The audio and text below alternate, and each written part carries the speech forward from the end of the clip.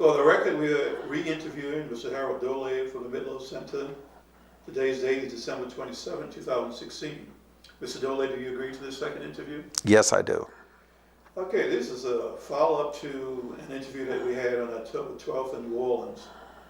And I remember you mentioned that you had not voted for because you were too young, but you had pulled to Richard Nixon over JFK in 1960. Given that most Louisiana Catholics voted for JFK, did you have any difficulty with your relatives or friends? Well, I was a freshman at Xavier Prep when we had a straw vote. And you roughly had 900 plus students, Catholic, black, segregated, high school, and JFK received all but 3 votes. One was Adolph Reed, one of your colleagues as a historian. The other was, and Adolph reminded me of this, was Adolph Bynum and myself. Really, Bynum? Yeah, yeah. Daddy was a big supporter for Kennedy that year, I remember that. You know, I'm sure. And look, that summer, the summer before my freshman year, my family took a family vacation to New York, and we visited Wall Street. And I was interested in the elections, social studies, and what have you, civics, and I had a defining moment on that trip when we visited Wall Street, because Kennedy's father and his father-in-law were members of the New York Stock Exchange. And when we visited Wall Street, I was 13 years old with the fact that money and power met at Wall Street. Okay. And I said, I want to be a member of the New York Stock Exchange. And 13 years later, I was able to buy my own seat on the stock exchange. But Kennedy had money. Nixon didn't. No, but Nixon had a real power base. Okay. And having been the vice president, he was in a strong position. I thought Nixon had more experience and was more of what was needed at the time, keeping the Eisenhower policies in place and building on that. And looking back, Eisenhower was one of, I think, our greatest presidents in my lifetime. Kennedy affected me. I love the family and what it stood for. You know, the old man is controversial, but he had his vision and he made it happen. And that was admirable. And he was a fighter. To become the ambassador to the Court of St. James as an Irish Catholic was really in your face to the British royalty and upper class. But they were embraced, and the whole family until Joe Kennedy tried to convince the British that they should not challenge Germany. Yes. But the Kennedys really didn't have much of a civil rights record. Nixon did not immediately support King, but he had a much better civil rights record than Kennedy Yes, had. yes. And of course, Eisenhower probably, without much sound, did more to advance civil rights than his Democratic predecessors. I know he appointed some of the best judges. Kennedy appointed some of the worst judges, particularly at the district court level. Yeah, yeah. And I think, was it Eisenhower that appointed John Minor Wisdom? I mean, who was, and I saw an interview very recently that with John Minor Wisdom, who I knew his daughter Betty, and knew other wisdoms, but I didn't really know the judge. I met him several times. Yeah, but he was talking about the integration of Ole Miss and how the governor Barnett was using such a fallacious argument that he had been on the other side of the argument, in Judge Wisdom's court, and he just Judge Wisdom cut him off at the knees. I remember he mentioned that he remembered the Brown decision because it happened to be his 49th birthday. Okay. And he had played tennis, I forgot which particular country club, and New Orleans. when he came in and they told him about the city, he said, "I think that's great." And the reaction Yeah. was not the same as his. Yeah. But I had a lot of respect for him. Absolutely. But I remember Kennedy appointed, but at the same time removed J. Skelly Wright from New Orleans and appointed somebody else who was far less of a moderate than Wright had been, which really kind of pulled back on the desegregation impetus. Well, and I always like to enlighten people on the Brown decision, which they said, well, why Kansas City? Why that case? It was the perfect case, but for reasons that we don't know. In New Orleans, with the segregated schools, there was no concept of separate and equal. And I went to number 6, I spent McDonald number 6. I did go for a short time to McDonald 35. I went to Green Junior High. And when the blacks took over 35, it was condemned. It had been a white school, condemned. And the same thing with number 6.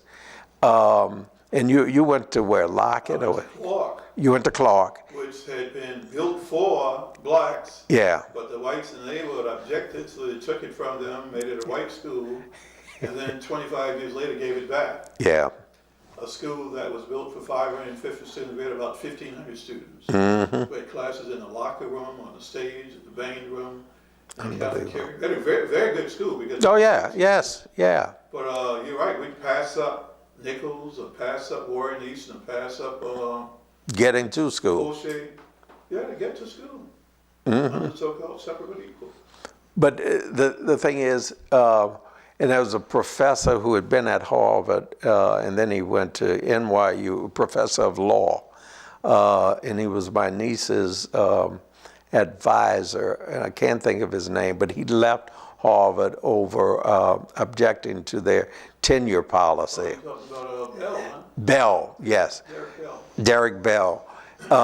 Derek Bell said, fine, give us equal. But that was not the way it was implemented, or I guess ever intended to be. No. But in Kansas City, you had a situation where you had separate and equal. The per student amount was the same for blacks and whites. You had beautiful schools for blacks and whites on the elementary school level. And then in high school in Kansas City, it was integrated. Right. I mean, people are.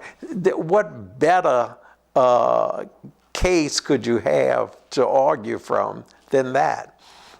But in the South, I was on President Bush's 43 Bush, his historically black college commission and White House initiative on historically blacks. HBUs. Yes. And I learned something. You know, you learn things on these commissions, you know, that's not to be in the main. Yeah. And the Morrell Act, which was the Land Grant Act of for higher education, gave that money through the Department of Agriculture, went straight to the states. The states then decided how the money would be appropriated. What happened, the black schools, part of the consideration for being president of one of these state-funded black schools was you had to accept less than 50 cents on a dollar on a per student basis, from which the federal government had given 100%. But it was less than that in Louisiana. I know. It was, some schools were 50%. I think I've forgotten all the percentages, but the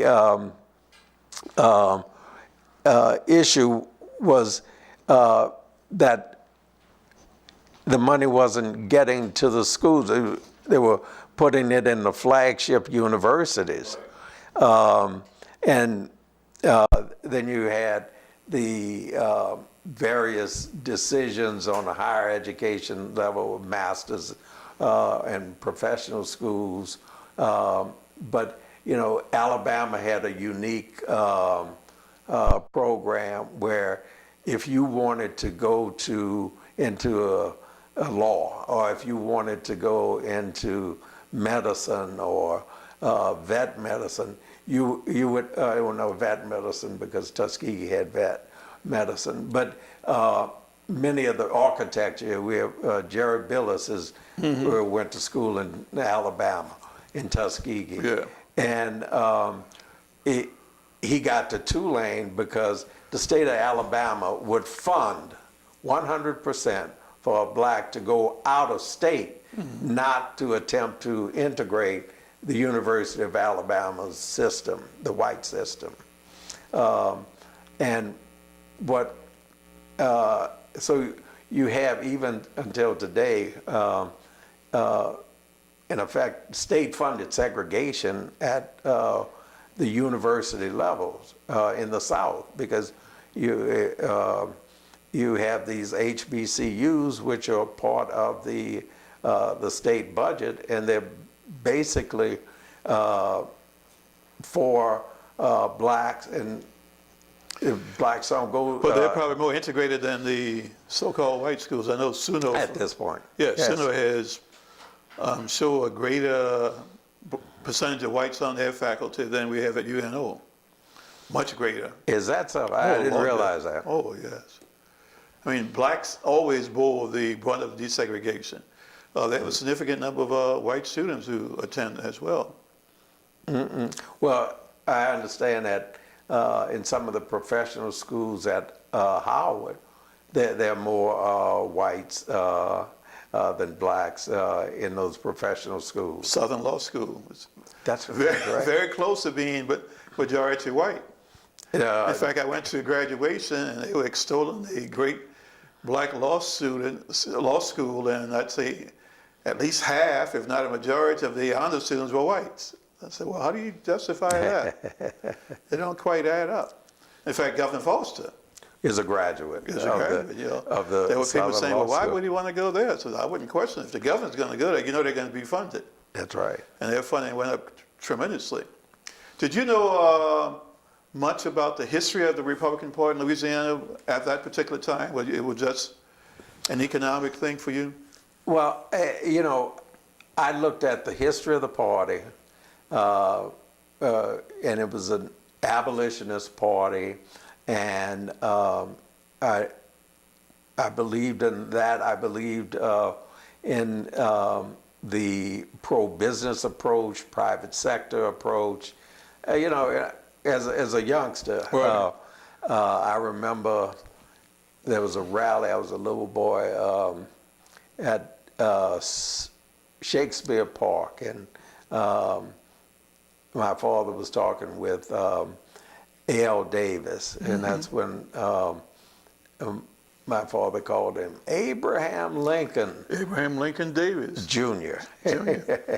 And my father had been one of the founders of OPPVL Yeah. with Davis, and they were talking about Eisenhower. This was for Eisenhower's second term. Right. And Davis had on an Eisenhower button, and my daddy said, "I like Ike too." Davis and Truro backed Eisenhower. That's right. I think Eisenhower got over 40% of the black vote that year. Is that so? My daddy, I know my daddy voted for him in '56. Yeah. My mother always voted Democratic, but I remember my daddy voted for Ike for whatever reason during his Well, second term. he took a stand, and it was absolute with the Little Rock school situation, and people appreciated that,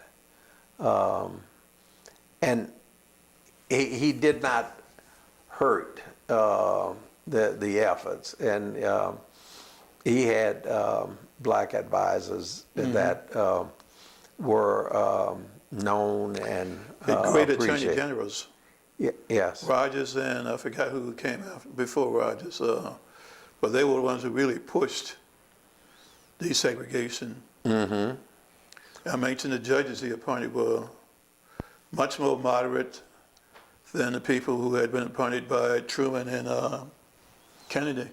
Yeah, and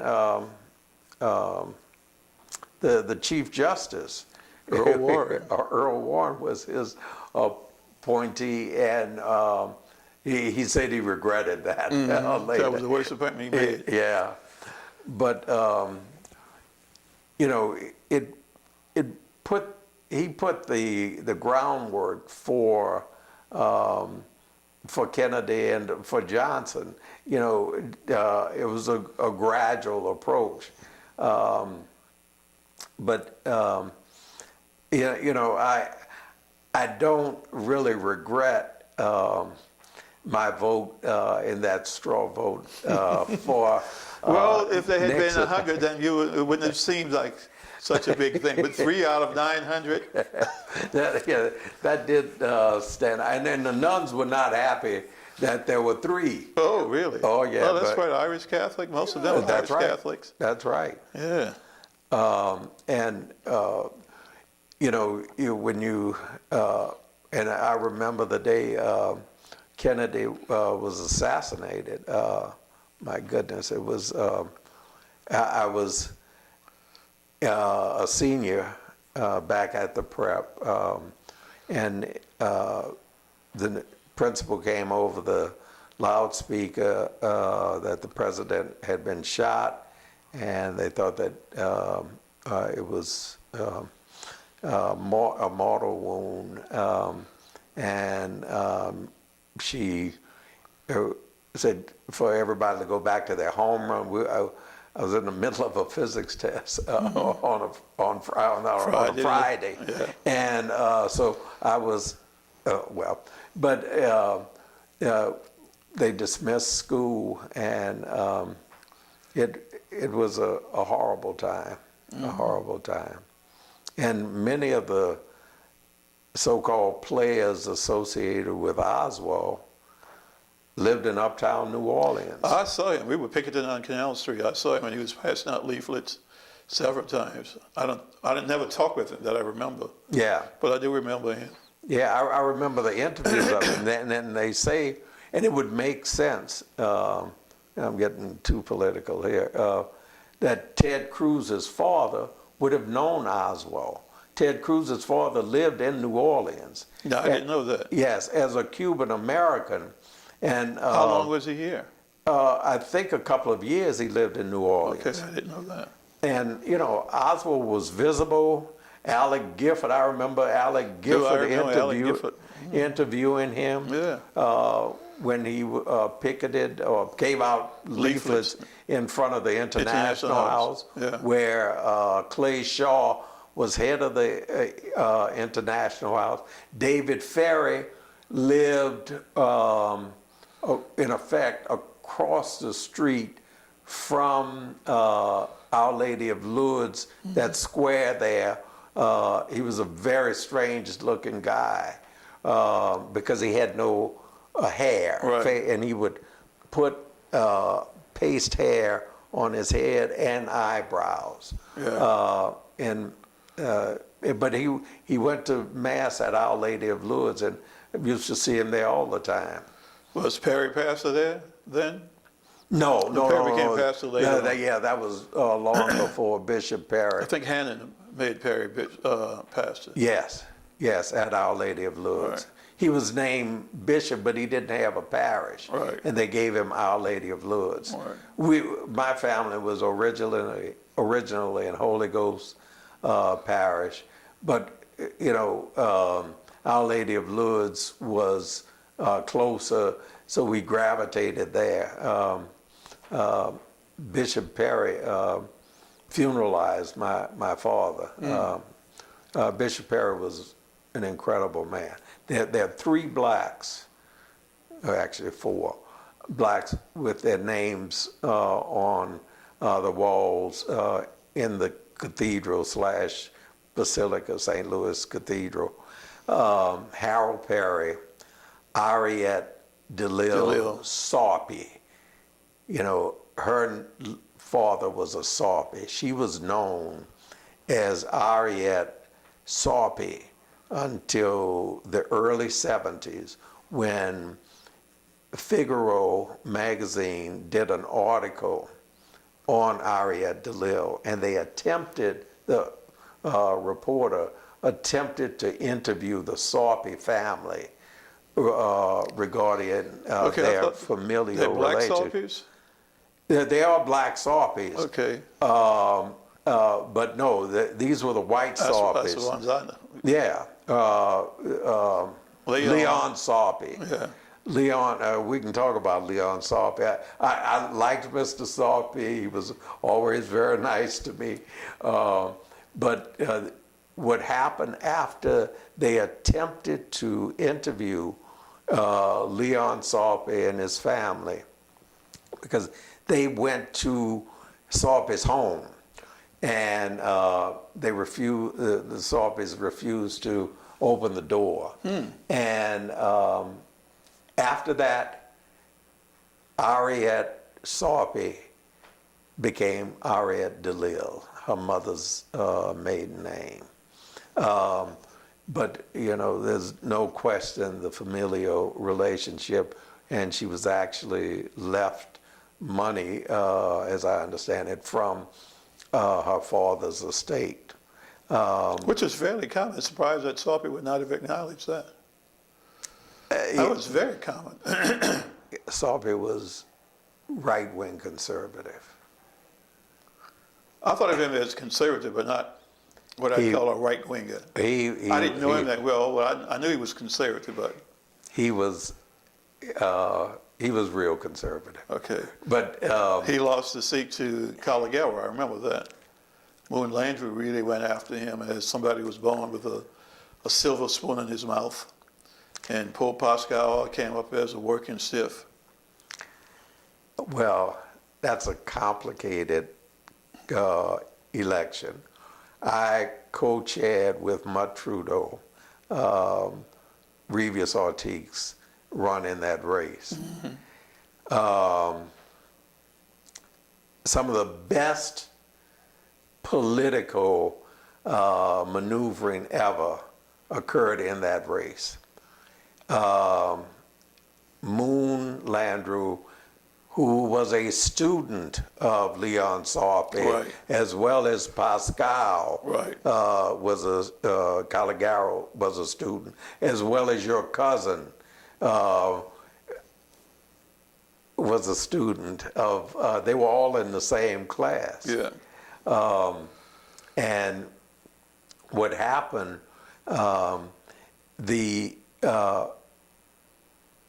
Moon ran a full-page ad in the Picayune, and he said that, talked about the divine right of kings. Right. Saying that Leon Sarpe thought that he had the right to be on the Supreme Court because he had been a king of Comas, a king of Rex. You know, he lived on St. Charles Avenue. He was the establishment, on and on and on.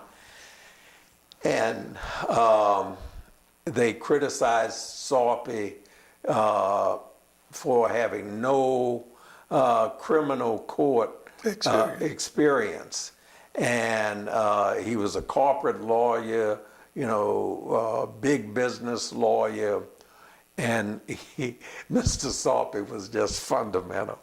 He got he made a TV ad with a podium, and he stood up next to the podium, not behind it, but next to the podium.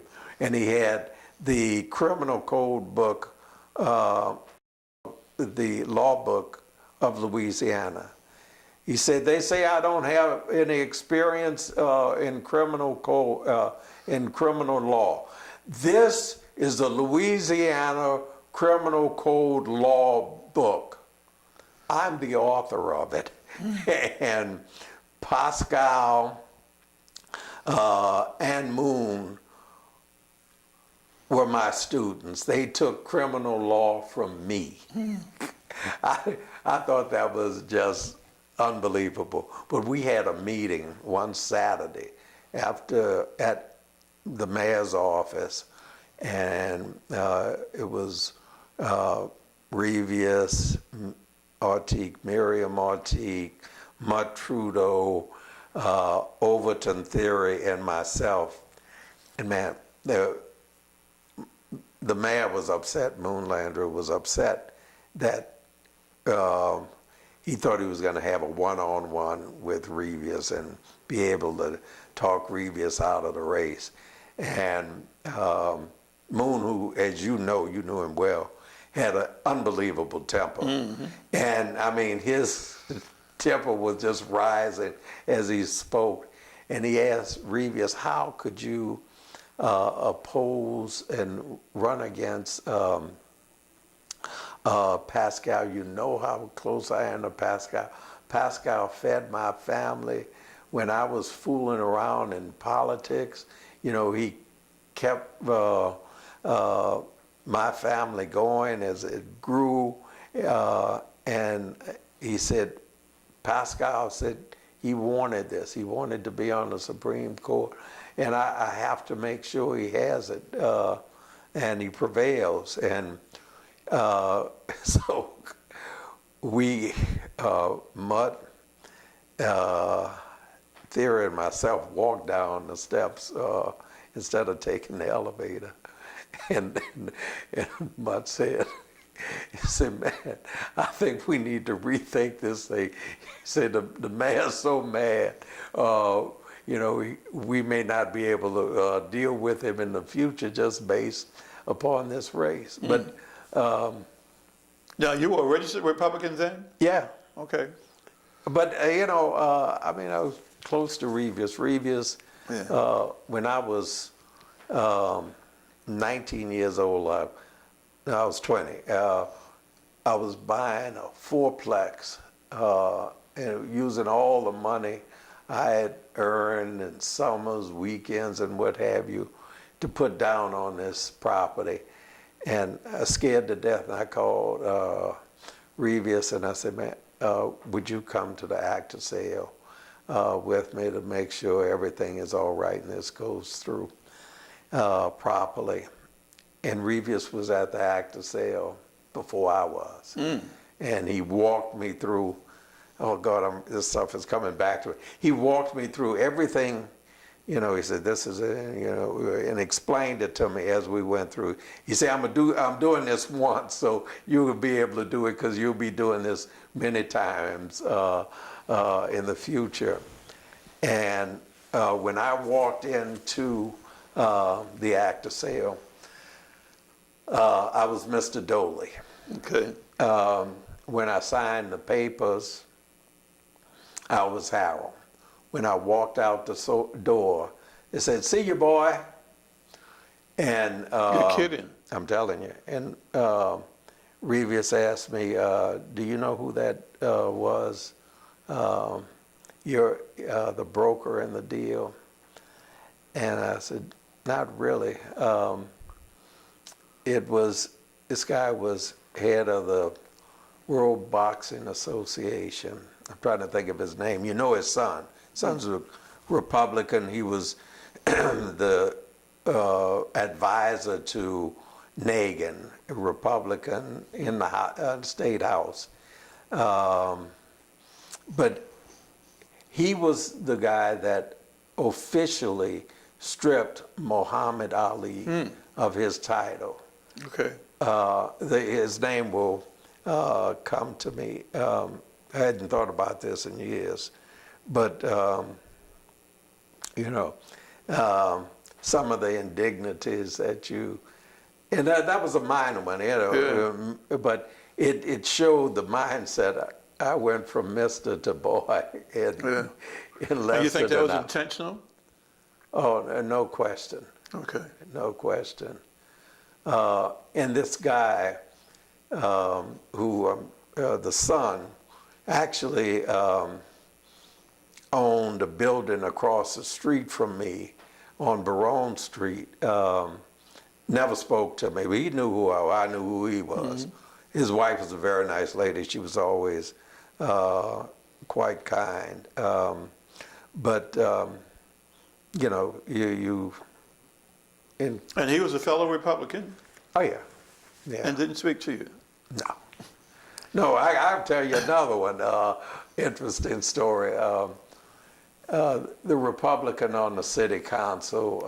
Wagner? Yes, Brian Wagner. Yeah. Now, I was the founding director of the Minerals Management Service in the U.S. Department of Interior, a Reagan appointee. I had been on the Louisiana State Mineral Board, a Treen appointee. Okay. And, you know, I was on Treen's finance committee when he ran for governor, and, you know, I didn't know him well, but I was very close to Herbert Hoover Eddington, who worked for him as a congressional aide. And Dr. Eddington was close to my family, was a chiropractor, and my family went to him. He was a tenant in my building. And after the Treen election, Herb came to me and he said, Governor-elect Treen wants to know what you would like. And I said, I'd like to be on the State Mineral Board. He said, oh, that's a great idea. You know. Yeah. So Herb said that. Yeah. So Herb went and took it to Treen. And Treen's right-hand man was a guy by the name of John Cade. John Cade from Alexandria. He was the money man. Did you know Gene Bowles from Alexandria? Yes. Okay. Yes.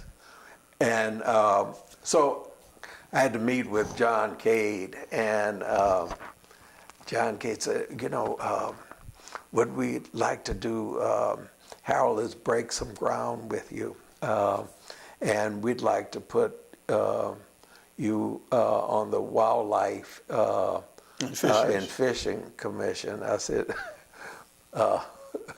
John, I've never caught a fish in my life. And except for a BB gun. Yeah, you're right. And shooting 22 rifles in the sharpshooter competition. I wasn't a gun person. And I said, I told him the only thing I was really interested in was the state mineral board. And if that wasn't available, I understood, Right. And then I got the call, the governor is going to appoint you to the state mineral board. That's 5 members or 3? No, at that time, no. You must have had either 7 or 9 members. Okay. But wealth in the state of You're Louisiana. supposed to have been a 10 millionaire. That's what I heard. That's right. Yeah, I mean, it was, that was where the money was. Yeah. Win or Lose Oil Company, Texaco State Lease 240. What's the Greek guy that, the Gulf Oil partner? What's his And name? these are partnerships that exist until today in the state of Louisiana. Texaco State Lease 240 is the largest oil and gas lease in the world. Wow. And what it was there was one lease. It started out with lease 240. So it had all the grandfather clauses and all of the attributes that made it a good lease with the exemptions. So And it's still viable? yes. And what they did, state lease 240, you're supposed, a lease, you think of it as a unit, just one lease. Yeah. 240 is all over the state of Louisiana. Everything for Texaco was under So it's 240. a corporate. And they did the same thing with this Greek guy, Hellas. Yeah. Hellas.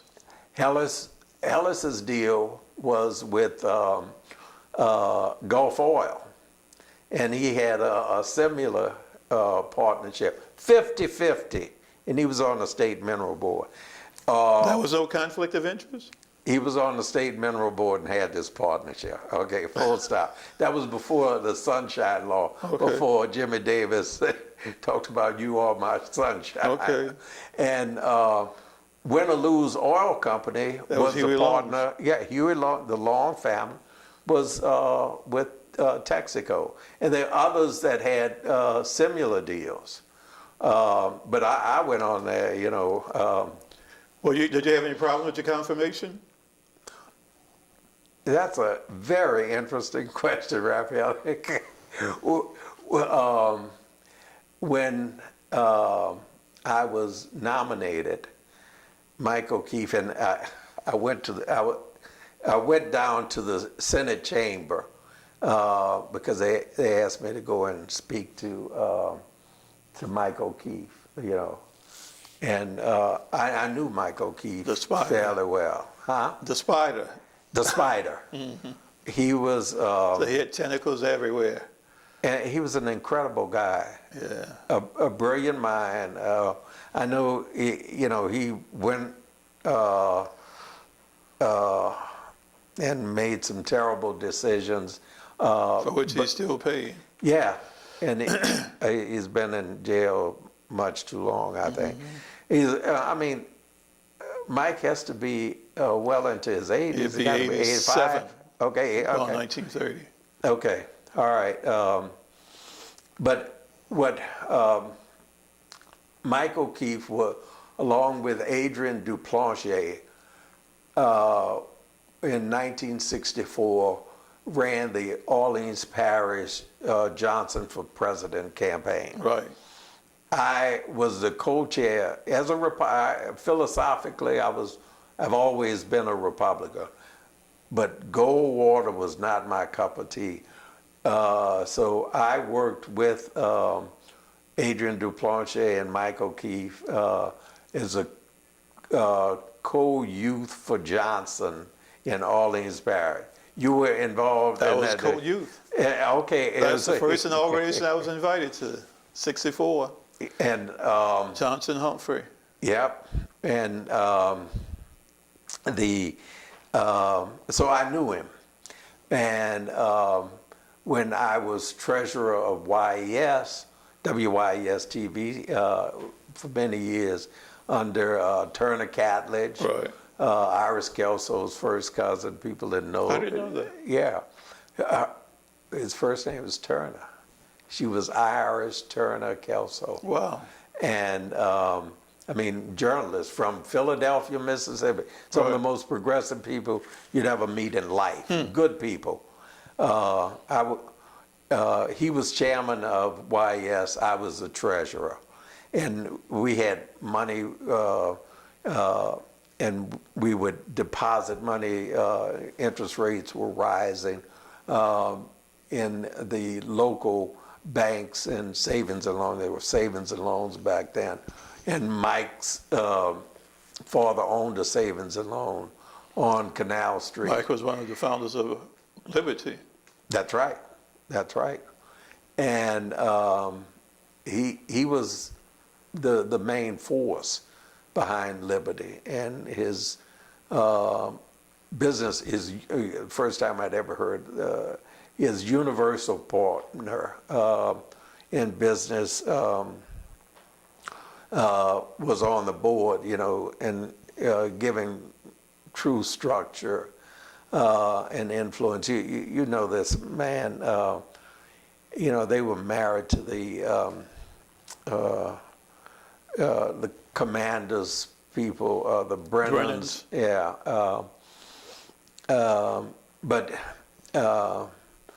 So I went down to the Senate chamber, and O'Keefe saw he was, you know, up as president pro tem. Yeah. No, he was president. He was president. Okay. Yeah. So he was directing business. He saw me and he beckoned me, and you know, I was reluctant to go onto the Senate floor because I had to go on the floor to get to him, to come up to him and sit down next to him.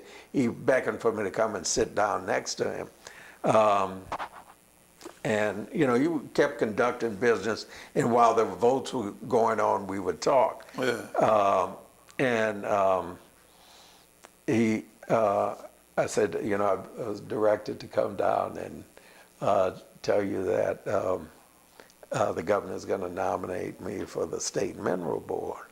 And he said, fine, I will support you and I'll do everything to get you through. Don't worry about it. And in the state Senate, you had two blacks at the time, Braden and Jefferson. Okay. And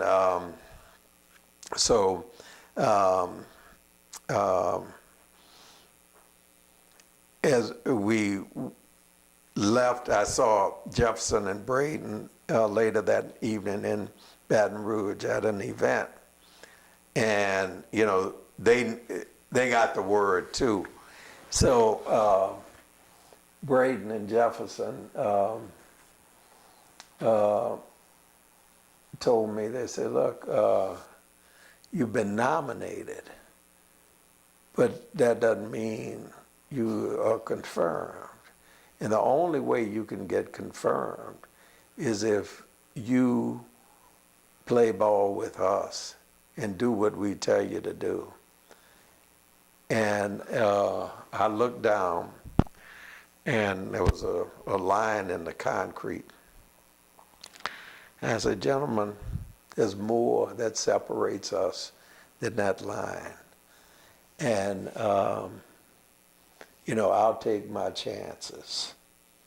And they said, you know, I said, Mike O'Keefe can't do it by himself. You know, there are 39 senators in the Senate chamber, and he's just one. And I said, okay. So what did they want from you? they wanted me to become their advocate. They didn't have anything before the state mineral board. I didn't think nothing. So. Okay. No, they had never asked for anybody to be appointed to the mineral board as Jefferson was, raising all kind of saying, Wasn't he your senator? he absolutely was. And he said, I am not going to support you. Therefore, Senate protocol dictates that you cannot be confirmed unless you are endorsed by your local senator.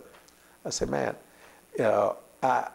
I've been appointed to an unexpired term for 1 year. And, he said, but you'll never be confirmed by the Senate. I said, well, take your best shot, that year rolled around. We had some very interesting votes and things to come before us. The cave-in where the one of the Lake Preneur out in western Louisiana. It's not funny, but thank goodness no one was hurt. Imploded into a sulfur dome. Yeah. And it was always Texaco. Texaco was always on the line. It was a Texaco lease, and they were spudding, starting to drill, and they never admitted that they punctured the sulfur dome. It was a salt dome, not a sulfur dome, and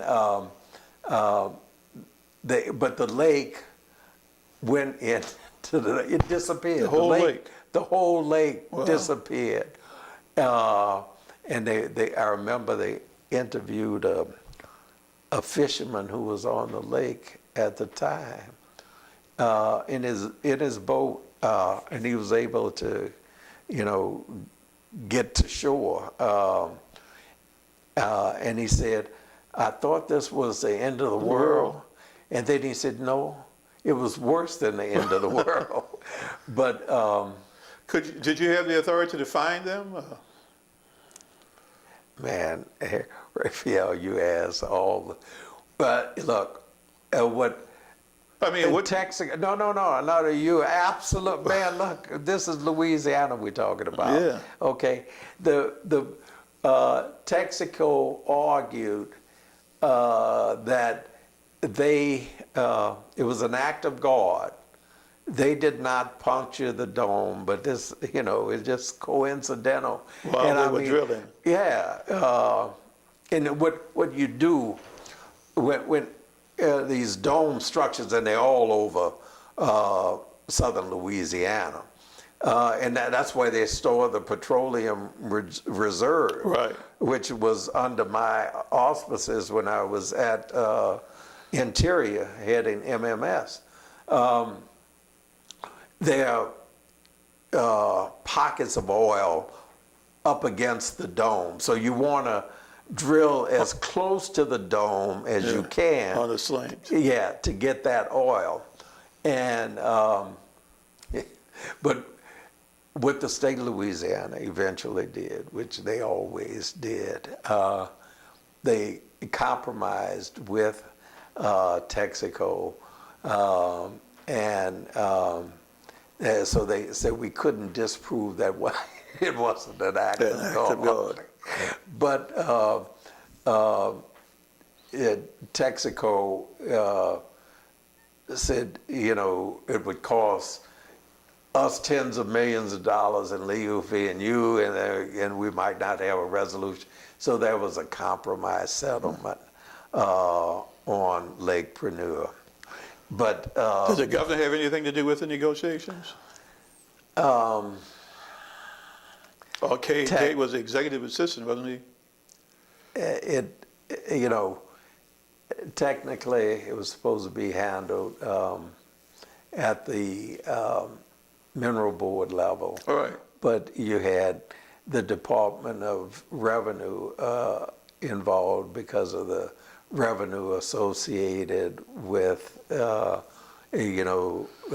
royalty funds and rentals and bonuses. So then when you have different departments, one being Department of Natural Resources. That's right.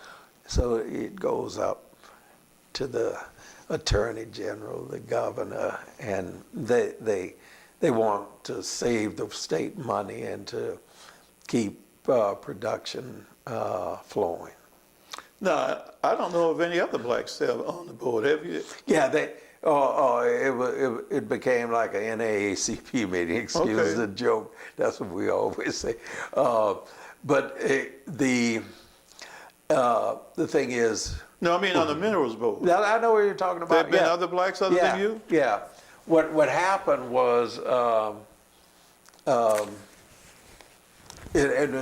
to finish your point about the confirmation, I was down on Avery Island. We were doing some a field trip with the mineral board down there, and I got a call from John Cade on the plane, and he said, Harold, I need to talk to you. Instead of going back to New Orleans, can you come to Baton Rouge? So I said, yeah, okay. I told him, I said, I've been expecting this call. It's coming up on the anniversary of my appointment. What I would like to put forth, I wouldn't let him tell me what he was wanted to say. I said,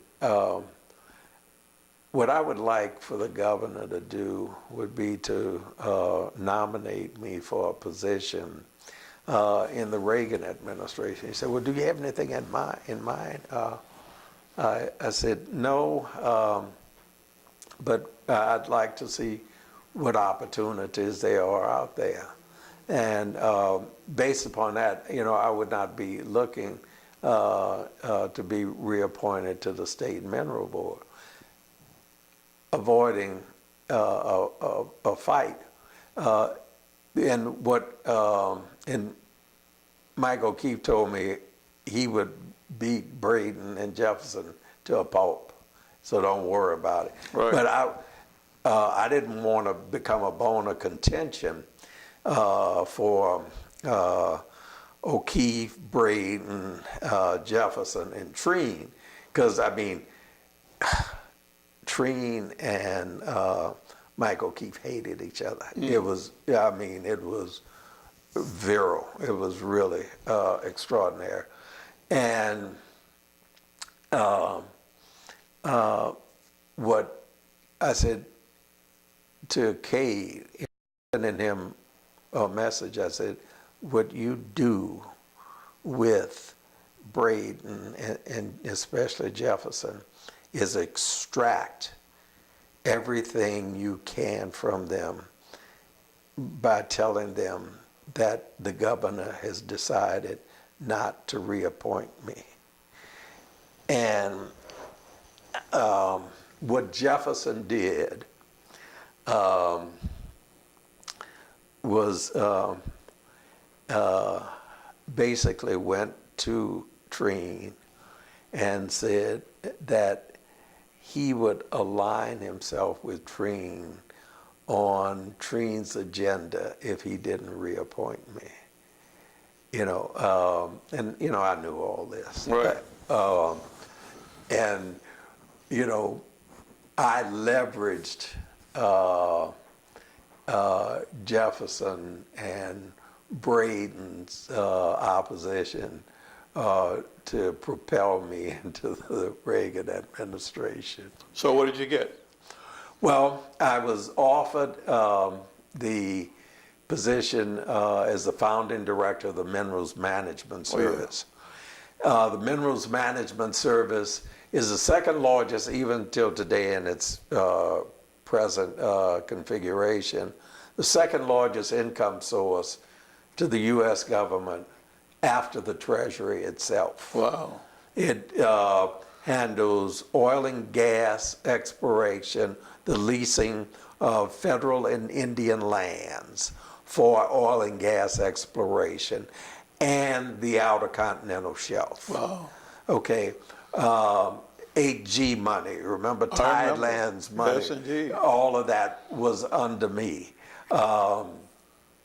And it was a new configuration in Interior. James Watt was the secretary. Interior. Yeah, Secretary of Interior. And he took the Conservation Division out of the U.S. Geological Survey, and he put other various parts together to create minerals management. And they put me in as the head of this new agency. And how long did you stay there? I stayed there about a year and a half. Okay. Watt was controversial. He was my godfather. Yeah. And because I interviewed him, and we hit it off. You know, this is a guy, conservative. There's no question that he's conservative. Sick sense of humor. Well, the thing is, and brilliant at the same time, but what it was his exposure was narrow. Okay. You think about, I know he was opposed to the Beach Boys singing at the 4th of July. Yeah. And Nancy Reagan said that was one of her favorite groups. That's right. Yeah, California people, yes. But the Watt said, You had a draw for crippled and something else. No, but that was the straw that broke the camel's back. But it would have broken our back too. Let me explain that. With regard to the Beach Boys, he said, Harold, if it's not Amazing Grace or God Bless America, that's the only two songs I know. He said, I'm not into music. I'm from Wyoming, man. Okay. I don't know anything about the Beach Boys. We listened to country. Well, no, there were a lot of people in Wyoming say they were favorably disposed of the Beach Boys. I remember that. No, I know the Beach Boys. That was Americana. Right. But he was rural Wyoming. And with regard to the cripple, and I was gone. I had just left Interior when this happened. He had appointed a commission. He said, I've got it, everybody, I've got the landscape covered. I've got a black, I've got a woman, and I have a cripple. The cripple was someone from Wyoming who was a good friend of his. Yeah. Okay, now, remember many years ago when Children's Hospital was named, what was the name of Children's Hospital? The Home for the Crippled. The Crippled Children's Hospital. Yeah. That was a term in our jargon. I mean, there was, and then there was. It used to be the home for the feeble-minded. Yeah. I mean, the guy was locked in another time. That's right, and he was not being disparaging. Not intentionally. And not intentionally. Yeah. He was a Congregationalist, which is a fairly progressive religion. Right. Not fairly. Yeah. I mean, that is what the American education comes out of the Congregational church. Harvard, among others. We got to get to some current issues. Okay, let me make a couple of quick points. What time is it? 5 of 11. Okay. How long did it take for? Oh, well, okay. Okay. We used to have 90 minutes. Okay. When Watt had a staff meeting and he said, you know, I know my days are numbered, and if anybody wants to move out of Interior to a different department, just come to me and, you know, on a one-on-one basis. So I went to him and I said, I'm interested in an appointment in Africa as an ambassador. So that's why you got it. Yeah. I thought you had gotten that under Bush. No, I got that under Reagan. Oh, okay. And again, when I was a little boy, I met President Tubman. From Liberia. Yes, he visited I remember when he came New Orleans. here. You do? Yeah. Yeah, you were a very young man. Yeah, I think I was in 7th or 8th grade. That was big. Yeah, it was huge. My grandmother. Because he stayed in the Mr. Roosevelt Mitchell. Hotel. Yes, and there was a party for him at Mr. Mitchell, William Mitchell. I remember home. the name, but I can't. Mr. Mitchell was head of the YMCA on Dryden Street. Dryden Street YMCA. Okay. At one corner was my father's grocery store, and Mr. Mitchell lived at that. You knew his daughter, Sujane Mitchell Smock. Right. I have a couple of Sujane's pictures upstairs. So you had President Tubman to visit New Orleans to have a reception for him at Mr. Mitchell's home. The mayor was there, the governor was You there. had to be pretty young then. I remember that, but I was right there, Yeah, okay. on my grandmother's step. She lived right across the street from the Mitchells. So I got a chance to shake President Tubman's hand. Okay. And I was so impressed. I said, all of these people who, in my mind, the leaders of New Orleans estate, were here to giving respect for this head of state. I said, I want to one day be involved in Africa, in some kind of, and this was my chance to go to Africa. I was being considered for Kenya, to be the ambassador to Kenya, and the Bush VP at the time had a candidate for Kenya. Okay. And he called me. I had been a Bush person in 1980 in the primaries. Okay. And so I knew him, and I traveled with him. So he wasn't opposed to you, he just said he had somebody else. Yeah, and he told me, he said, look, Al, look at the African Development Bank. We're joining this new, well, it's new for us. When after World War II, they created the World Bank, the IMF, And the Import the Export. Asian Development, all of those institutions. But they had nothing for Africa specifically. So the Africans created their own bank. Okay. And which was a regional multilateral development bank, the biggest thing on the continent. And the U.S. became a member in 1983. And so I went over as the first executive director of the African Development Bank and Fund in Now, that was the Abidjan. presidential department? Yeah. Okay. Yeah, So- I had the rank of ambassador. So did you know Reagan personally? Not really. I Okay. knew Bush. Yeah, okay. I knew Bush. Bush was my entree there. Okay. And anything, Bush, you had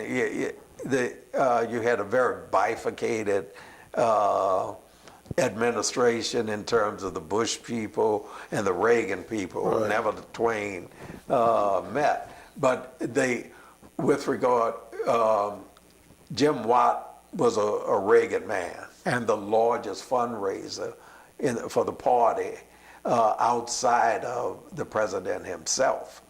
So, and he outraised the VP, and they you know, Watt being a Westerner and Bush being a country club Republican, you know, they philosophically. But so I had both teams Right. supporting him, supporting me for the position. So I got it very quickly and interestingly because I was pushed right through. Don Reagan was Secretary of Treasury. Right. And when I met with Reagan for my interview, you know, we started talking about Merrill Lynch and Darwin Finner, and who ran and was the largest stockholder In the state? in Merrill. No, in Merrill Lynch. He didn't was second only to. From New Orleans, I thought he was. I didn't know he was that big. I knew he was big. He was big. He was second only to the Dartmouth endowment. Wow. In terms of ownership in Merrill Lynch. And How did he get that? He inherited that? Or? Well, Merrill Lynch was created in the 40s, the early 40s, and Irish, Catholic, and I'll tell you an interesting story about that. But Merrill didn't have a Southern component, nor did it have a commodity component. So they merged with Finner and Bean, which was a New Orleans-based commodity company. Right. Originally, Merrill Lynch was Merrill Lynch, Pierce, Finner, and Bean. Okay. And they later Bean sold out, and it became Merrill Lynch, Pierce, Finner, and Smith. But Mr. Finner ran the New Orleans office of Merrill Lynch. Okay. Commanded it would be a better term. Did we talk the last time about? I think you mentioned a little bit that you had met him. Oh yeah, no, I knew Mr. I met Finner. him. I'm trying to think. I was on something that Dutch had put together. I met him once. He was, you know, old time Southern gentleman, very Cordial, regal. cordial, genteel. Yeah, yes. That's what I remember about him. Yes. And again, I worked with his daughter-in-law, Mary Jane, on the YES board. Okay. And we became, you know, friendly. We aligned on the board on various issues. I never knew they had that kind of wealth. I thought it was old money, comfortable. Extraordinary. Well, you tell me that.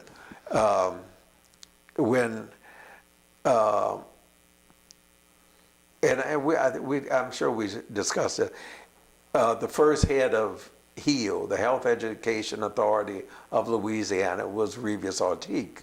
On that board, they had all the biggies on that board, and Mr. Finner was on the board. They issued bonds, 8 3/4 coupon. I remember that issue very well. You wouldn't think something like that today, but back in those days, you had to go to New York for the closing of the bond deal. So the state approved, which was normal, economy class tickets to New York for the closing. And Mr. Finner said, well, I've never... He'd never written a coach, huh? No. He said, well, and then he said, what I'll do, I'll pay for everybody to upgrade so we can all go together. Classy act. And that's the way he operated. Yeah. He was watching WYS one night, and he couldn't get the colors aligned. It was blurry. So he called, I want to talk to William Hart, who's the president of WYS. Something's wrong with my TV. This man, you know, Right. you or I couldn't get through. They found Bill Hart to talk to Mr. Finner that Friday night.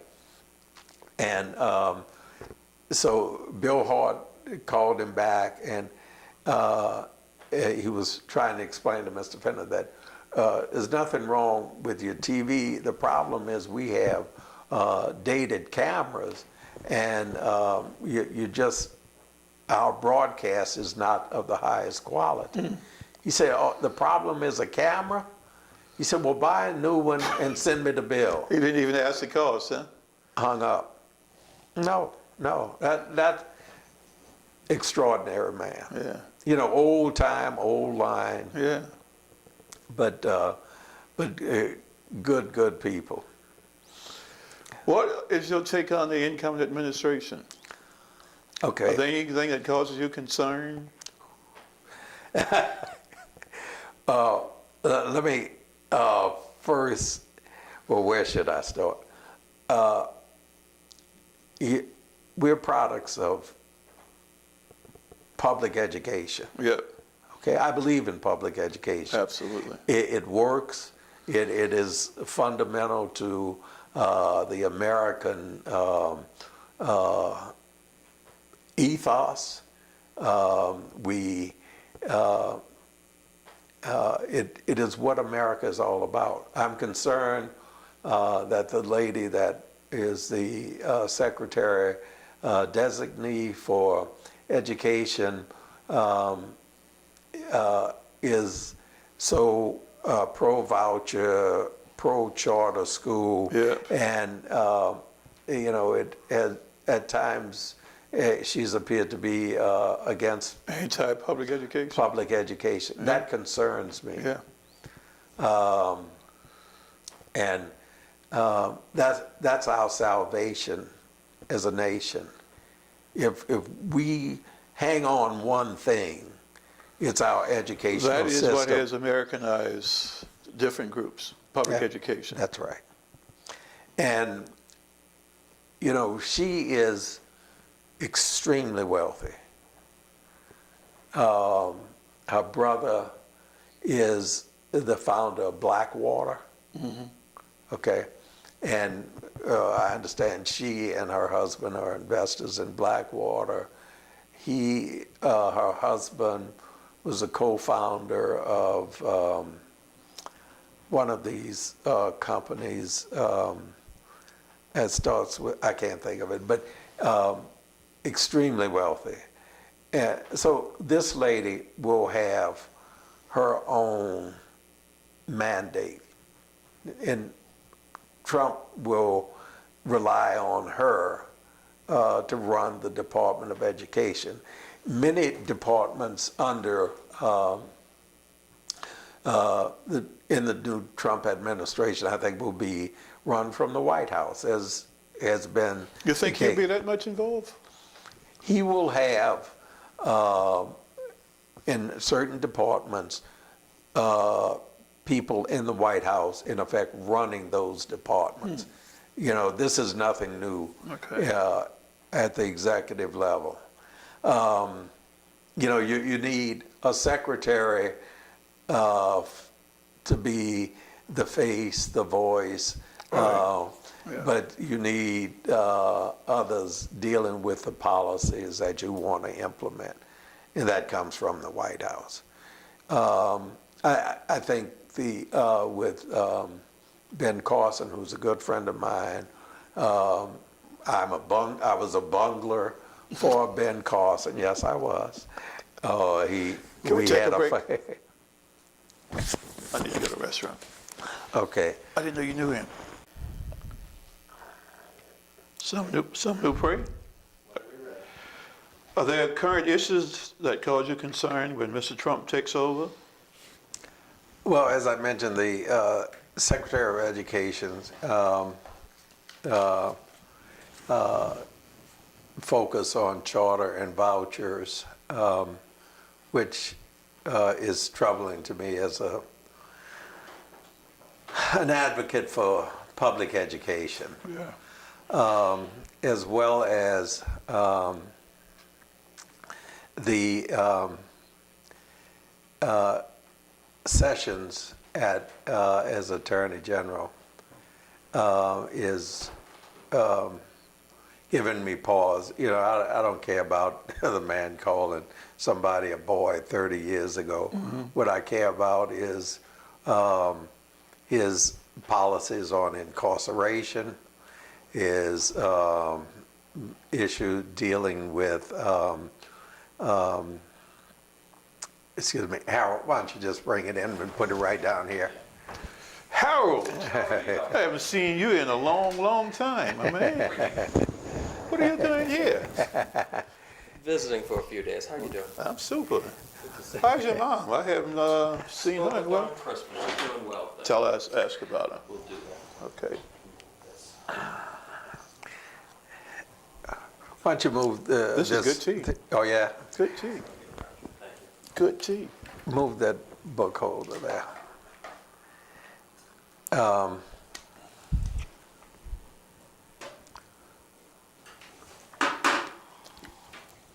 Thank you. And level that out. Yeah.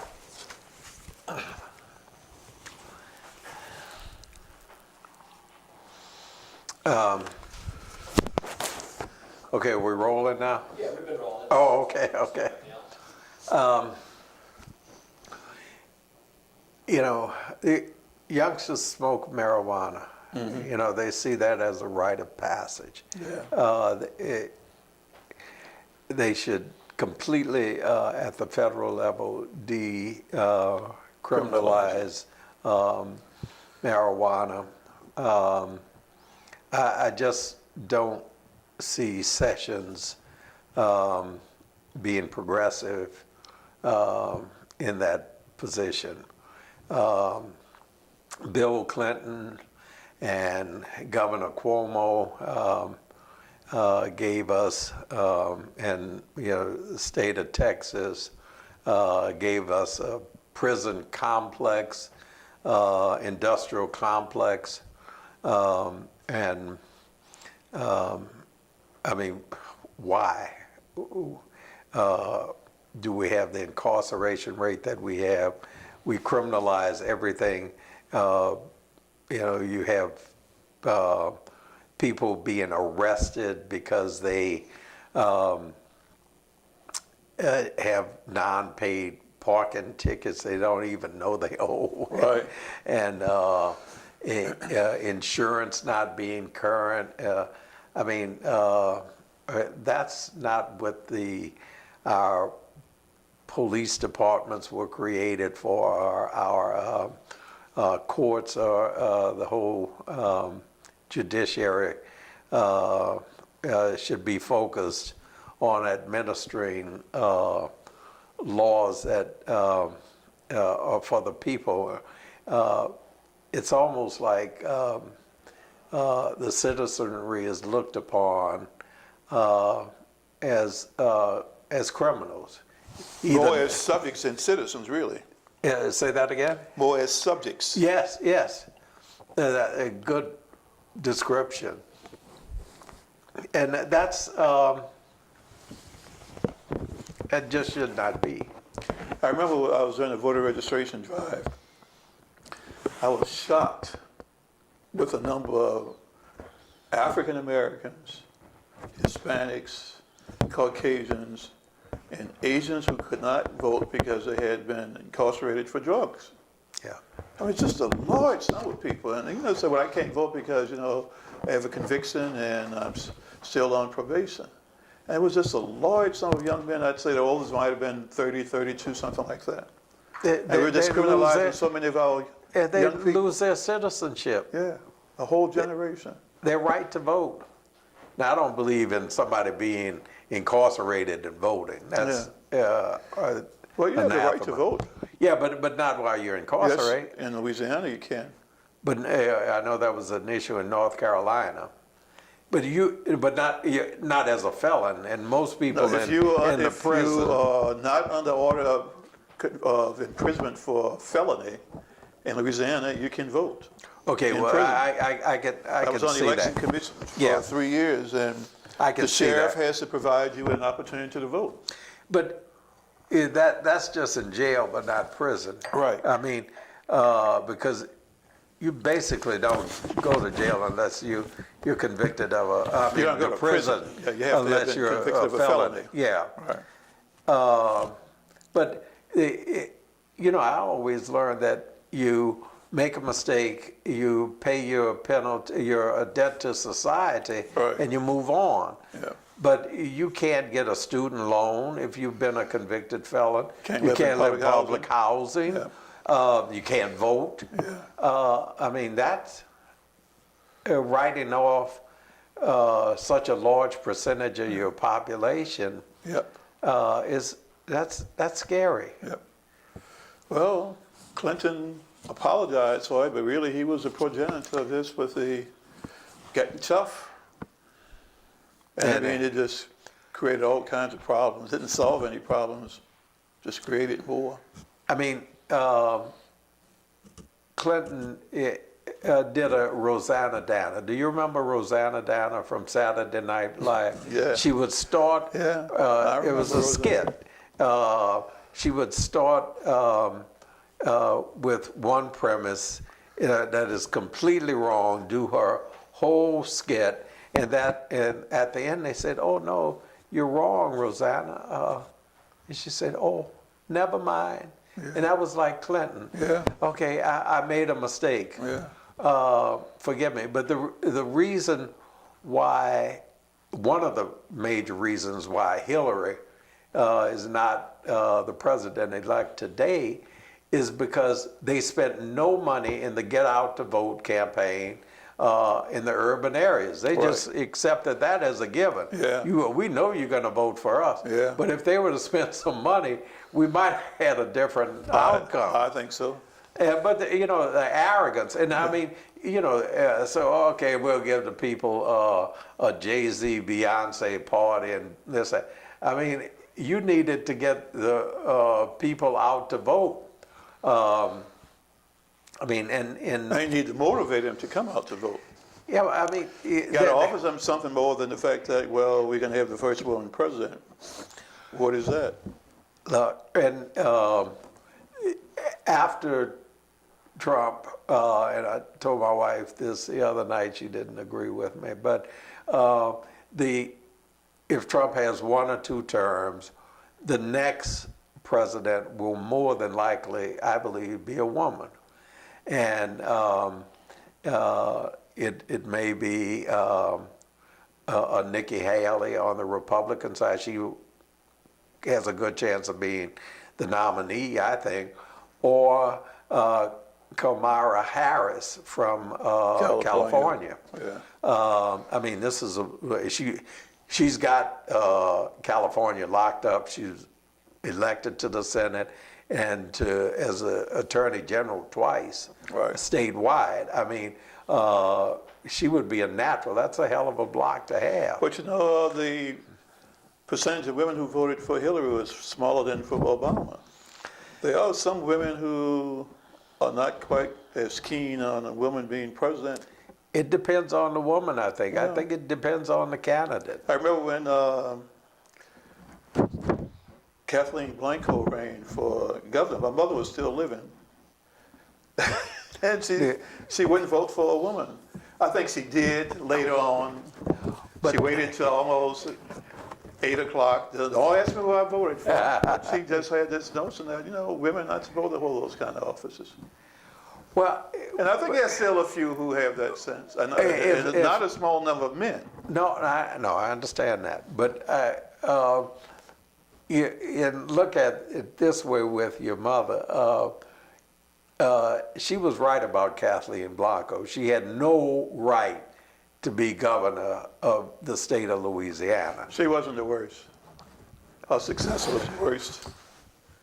The absolute worst in my lifetime. Oh, he was absolutely horrible. And he gave away the state of Louisiana.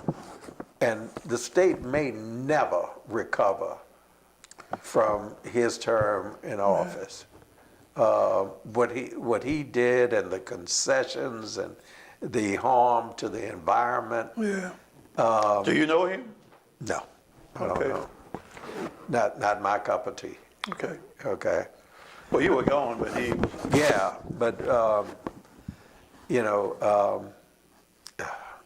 and the Republican Party tried to push him early on, but they realized he didn't have it. Well, he did a good job. I'm just saying, in the before he became governor, he was over the Department of Health. Yeah, I assistant heard that secretary. no, he was the head of the department. He wasn't an assistant. No, I'm in Washington. He Oh, was DC. an assistant secretary. But all of his ambitions to be president changed everything, and I don't know why he thought he could have been. I mean, I remember going into a public restroom somewhere. I was traveling through Louisiana, and they had, in effect, that, don't vote for the black governor. They saw Jindal as being black. Yeah. He doesn't see himself as black. You've seen his portrait. Well, he says non-white. What is he? He's Indian. He's a Indian. Caucasian. Yeah. A Caucasian. Caucasians are white. He is a Caucasian. Indians are Caucasians. I would differ on that. That's the definition. Look it up. Or you mean by the State Department? Not by the State Department. By anthropologists? Yeah, Indians are classified as Caucasians. Caucasians come from the Caucasus Mountains. Right. Okay. And they are listed among the groups that are Caucasians. I was an expert witness testifying, and I think the attorney for the state said, well, Mr. Jindal is not a Caucasian, and he was elected to a statewide office, and Mr. Jindal is a Caucasian. He may not be white, but Indians are officially classified as Caucasians. That's in some kind of a macro. No. I mean, Except for the dark it's a skin. whole subcontinent of these people. Yeah, but the hair, the physiognomy, they are Caucasians. They are Well, Caucasians. I mean, Now, he probably been closer to the untouchables with the class. I'm sure he's not a Brahmin. Yeah. But they are officially Caucasians. The whole subcontinent. Yeah, look it up. Okay, now I know the State Department has its designations. North Africans are classified as white. Yeah, Tunisians, Algerians, Yes. Moroccans. Egyptians. But they still face discrimination in certain parts of Europe as being non-whites, even though they are officially. Well, Mexicans at one time were considered white. Well, see that's a part of If you were not black, yeah, they might have been 2 or 3 shades darker than you, but they were considered white. No, I understand that. And see, what is happening and has happened now, and this has been a progression where you're designating so many people white. Yeah. Mexicans are white now. Not in Texas. No, not definitely not in Texas, but by census, and we got to change these designations on the census. The other. Yeah, and what you have, and I understand that the Black Caucus is the reason for these continued racial lines. It's beneficial. Because it's beneficial To get for the numbers. their gentrification, for their gerrymandering of their districts, which really and truly, when we were youngsters, you had maybe 3 blacks in Congress, and today you have 42 or something like that. More than that, 50-something, the largest number ever. Is that large? Okay. And that's the largest block in Congress. No block is that large.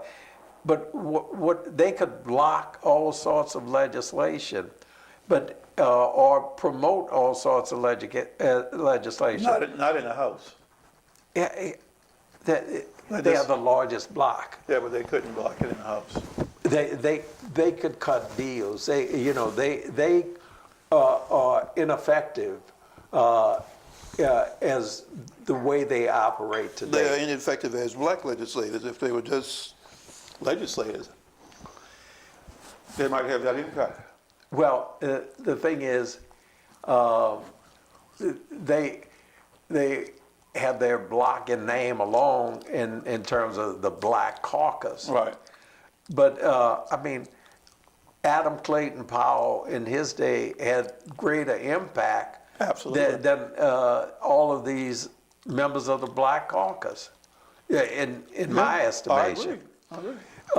He was a better politician. He understood the game. He understood the I process. testified when we had the trial, Trini versus Major. That gave us the first congressional seat. Mm-hmm. And I did not favor the remedy because I thought if you move all of the blacks into one district, it's just simply going to make the rest of them much more conservative, and of course it's proved to be true. Well, You put 85% of blacks in one district instead of maybe 55%, and make you hustle for everybody. that's right. But they don't want to do that. Now, you know who came up with that approach?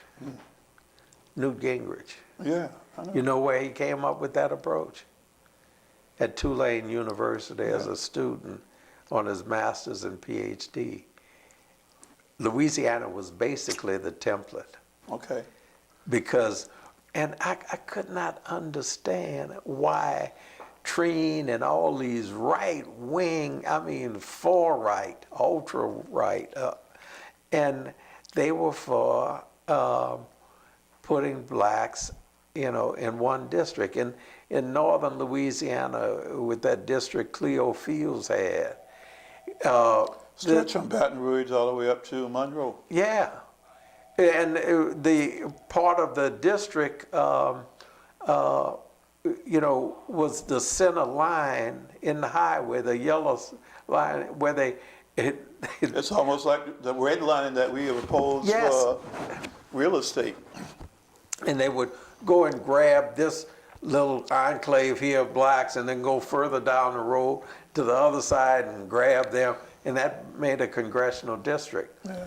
But like you said, if you have a more of an organic, natural district with people with same interests, socioeconomic interests, and those outside it had different interests and demographics, that made sense.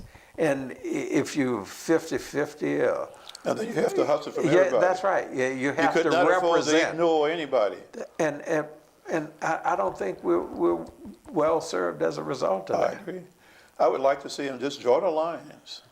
Just draw them and see what happens. And people would say, we'd normally say, well, Raphael is way out there. But if you got He's real 30% of the liberal. population, you ought to get one. You get that anyway. Yeah, But you'd have influence in other districts. in all districts. Yeah. I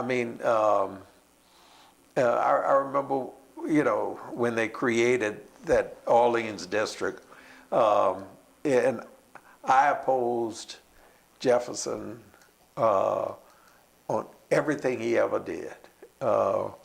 He came to New Orleans and then lived out in the Ninth Ward and ran for a Senate seat against Egan, uptown.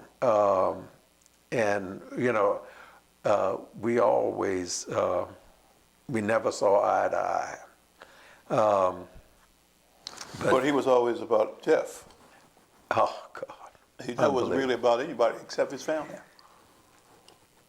You could do a whole library on some of the things that those people did. Oh, and it eventually catches up with you. He went a long way before they go. When he ran for the House, his first congressional run, Against Mark. You beat Well- Mark Morial. I was involved with Dookie.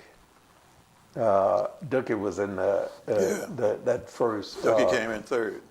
And Dookie, talking about the mineral board, I became good friends with Jerry Glazer. We sat together on the mineral board. Jerry was a wealthy man and introduced me and nominated me for Lloyd's of London. I was a underwriting member at Lloyd's. Okay. He had nominated me and Stone, the guy who owned Stone Energy. Okay. I know who you're talking about. And that was a hell of an introduction and a real way to make money. You could lose money in that too, and a lot of people lost some money, but that was a good investment for me. And I thank Jerry for it. But I think of Jerry because I,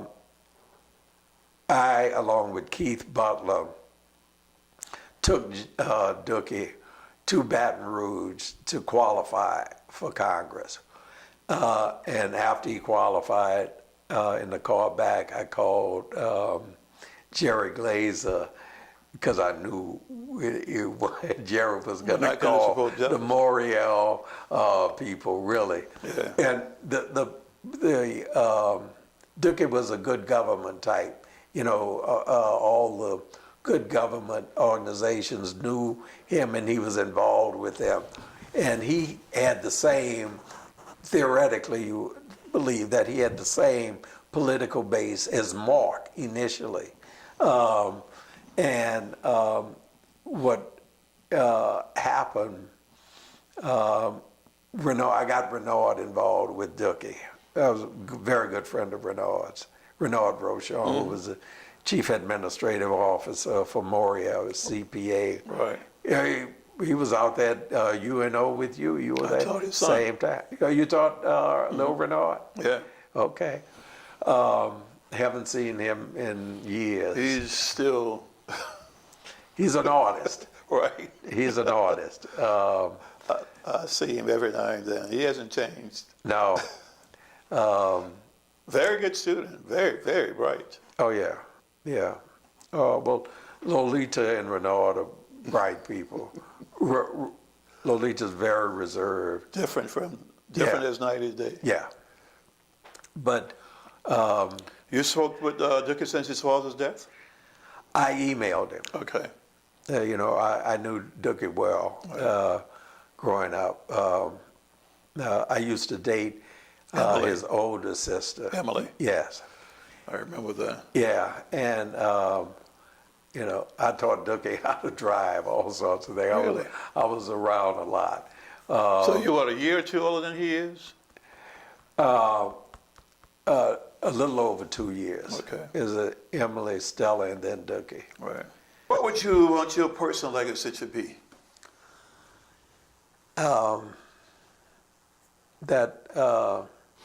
Being a good father and grandfather. Good answer. And that's a kind of almost a pro forma And answer. husband, I assume, too. Huh? And husband. Or that's without saying. That's and I've done some things along the way that I think has been beneficial. I've taken a lot of blows in the process. The most important thing, and I was honored for it a few years ago at the African Economic Award ceremony. When you do something 30-some years earlier, you don't expect to be honored. But I'd come up with a scheme that was used to quadruple the capital of the African Development Bank, which mobilized $50 billion Wow. in funds for the African continent. Is the kind of thing that the U.S. government was not in favor of the approach, and the Africans themselves. Was it indifference, would you say? They what? Was it more indifference? No. They wanted a go slow attitude in terms of raising the capital. They geez, a term I just despise is absorption. They said that Africa could not, the continent itself, had an absorption problem in absorbing too much capital at once. Believe me, that's was a huge issue at the multilateral development institutions. You know, and I thought that was professionally the most important thing that I'd ever done, and I did not think that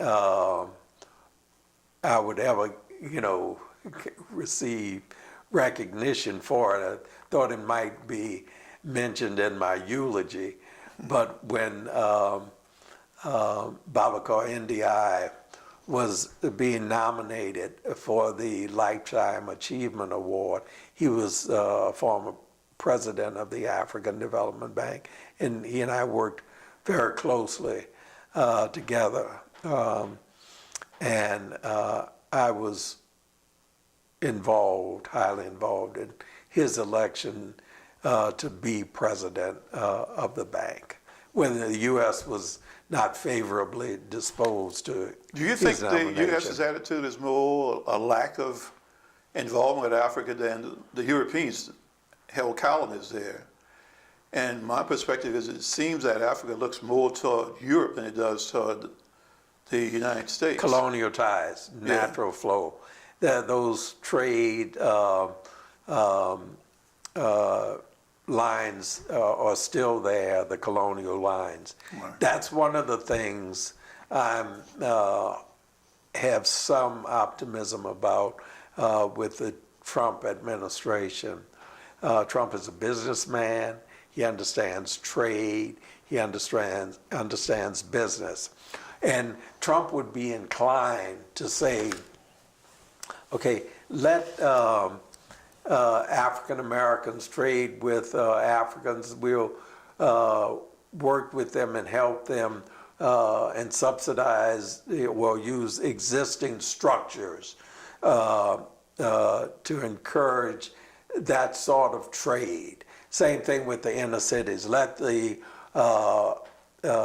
indigenous inner city people rebuild the inner cities of America with job creation.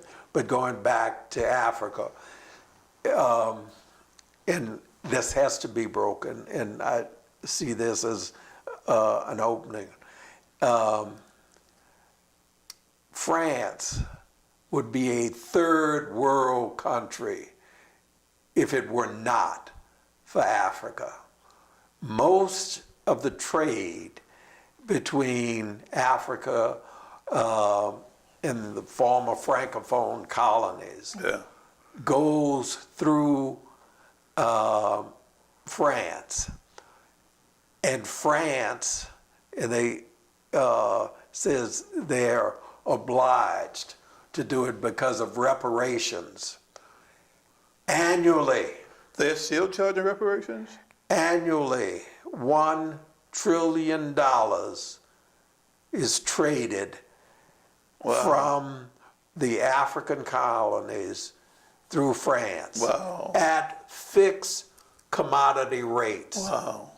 Cocoa is sold from the Ivory Coast, which is the world's largest producer, to companies in France at a fixed rate. They said that, you know, the Africans can't absorb market conditions, this, that, and the other. But you're gonna give a fixed rate that is substantially below the market because it's fixed. I mean, that should not be. I think there's an opportunity for Trump to break that up, and I think he would be inclined to break it up. Under Obama, you had the African summits in Washington. He did something, as my interpretation of violates all protocols, where he had Obama had state trips with heads of state who came into the U.S. As a state visit, and their host was Michael Bloomberg and the Pritzker, the Secretary of Commerce. I mean, that was totally inappropriate, and Obama should not What have was the purpose allowed, of it? business. Okay. You know, Bloomberg brought his friends, and Pritzker brought her friends. You know, let's do business. Yeah. You know, the heads of state came with their business magnates of the individual companies to do business with, you know, the friends of Mike Bloomberg and Pritzker. What was the objections about it? Nobody objected. Oh, I object. I mean, why? Why would I object to Yeah. that? It wasn't it increasing business that you say needs to take place outside of the old colonial scheme? Were you just You know, objecting to the method that it was done? No. Africa as a continent is a continent full of natural resources. Right. But the overlooked resource is the human resource. Okay. I don't think that Africans should be paying rent to companies in London, Paris, Okay. Tokyo, Beijing, New York. They should own their own. Right. African countries are being forced to sell arable land to foreigners. So Africans will work on these farms, and the fruits of their labor will go elsewhere and not be indigenized. Send, like they do in every other country, send money to develop using the local talent. What was the guy that got into trouble? The Polish, Illinois congressman. He was powerful. He went to What's his name? Poland, and he tried to call back to the States, couldn't get through. He said, oh, we got to change this. Yeah. So they created a fund for Poland, a country fund for Poland. Got all kind of investors, the U.S. put money, put guarantee. Rauschenowski. Yeah. And raised all kind of money for investment in Poland. So again, you got a 50-member Black Caucus. Why wouldn't that be high on its agenda? It's not. Well, I haven't seen evidence of it. Okay, that's my point. You ever been to the Black Caucus dinner? Once. Okay, that was enough. You got the picture. Yeah. Yeah. Boy, these Well, guys their are views are- lauded. You know, Their views are very narrow. yeah, and they're lauded. I'm in charge of the defense budget in the House. You know, everything has to come through me. This, that, and the other. What's the little woman from Florida who was just indicted, 18 counts? Corrine Brown. Mm-hmm.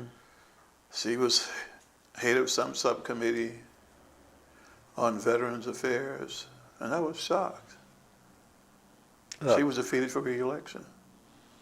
I get the impression you're more of an independent than a Republican. How would you describe yourself? You know, I'm a Republican with independent views. Yeah. I would say the opposite, that you're an independent with Republican views. Okay. Well, the thing is, and I took a lot of bombardment this year, first starting out with Ben Carson. And Ben is brilliant in his field. Mm-hmm. He is truly a savant. There's no question Narrowly about it. right. Yeah. Yeah. And you know, and just a purist. He, when you called him a liar, that that unnerved him. He couldn't handle that because no one had ever questioned his veracity, and he was a straight and narrow liver in terms of and high moral character. Politics is, you would not normally think of Ben in politics. Absolutely not. I had suggested, you know, there were people, Health and Human Services Secretary for Carson. I said, no, he should go to the World Health Organization. And he would have a tremendous impact there. He shouldn't go to the CDC. He shouldn't be Surgeon General. He should go and run the world's health. He could handle that, be brilliant at it. And they say, well, he's not a manager. If you're running a surgical team of professionals, Right. Under the most intense conditions, you're a manager. Mm-hmm. HUD is a difficult department. Yeah. With too much political potential patronage, you know, political, you've got guarantees in HUD, you've got subsidies, rent subsidies, you have interest rate subsidies, and there may be a realignment with Fannie Mae and Freddie Mac going under HUD or being more closely affiliated with it. Ben would not be as attuned to or inclined to, is a better word, to play the turf game that's played in Washington on something like that. You know, Have you spoken with him since Yes. it's been profit? I was surprised that he accepted. I thought it was more of a courtesy offer. I kind of thought it was an offer that they knew he wouldn't accept. I think Trump wanted him for it. Okay. But that was not the best fit for Ben. And I think his talents could have been used elsewhere. What about you? You know, I'll be 70 in 3 months. I'll be 75 in 3 months. You know, you may be in better health than I. But I'm having a luncheon here on Friday where I'm bringing some politicians and some African American Republicans in terms of. So you have no interest? I got a phone call. Okay. The election was on a Tuesday. I got a phone call that weekend, and not for me. Okay. But the only position I would want, and I wouldn't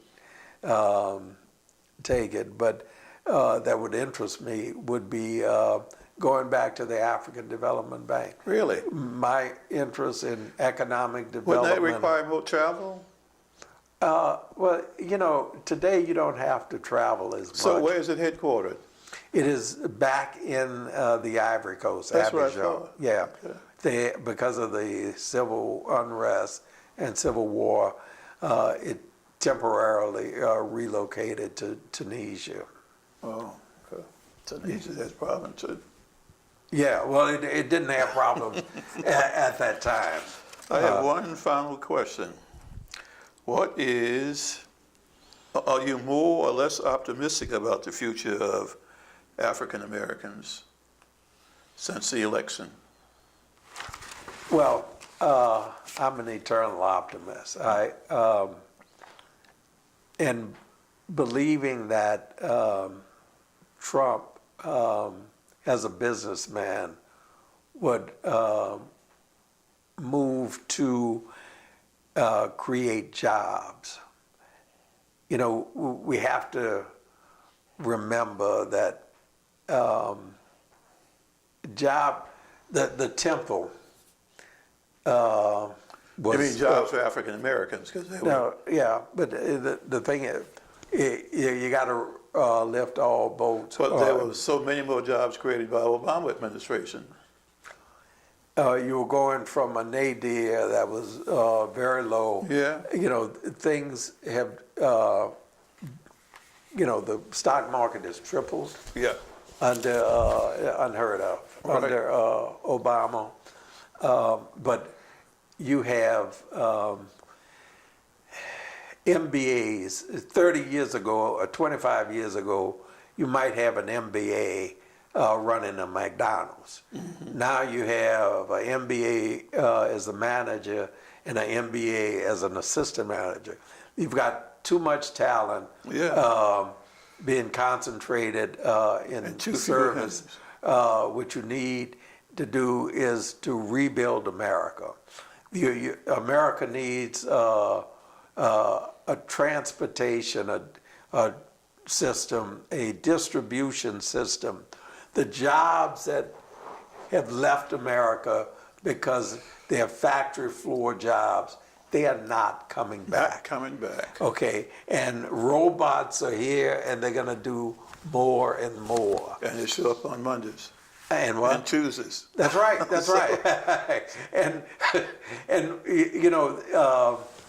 America creates and distributes technology, innovation.